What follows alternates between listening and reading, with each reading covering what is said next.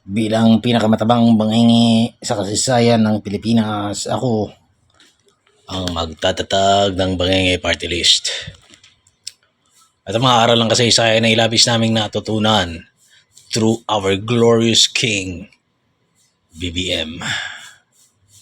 Kapag pinatalsik ng mga komunista ang iyong pamilya, dapat magbuo ka ng alyansa sa mga liberal oligarch.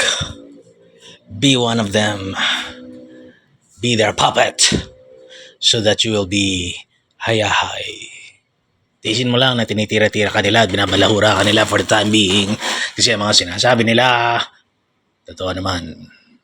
Pero nasa atin ang huling halakhak. Ikalawa, makipagkaibigan tayo sa US.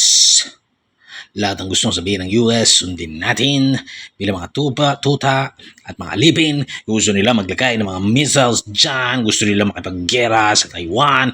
Okay lang, mamatay na lahat ng Pilipino. Basta high na high tayo. No problem.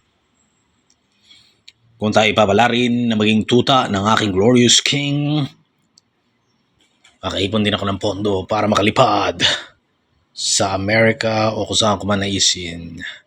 Pero ngayon pa lang nakakalipad na ako. Cause I got high. Cause I got high. Cause I got high. Bangenge party list.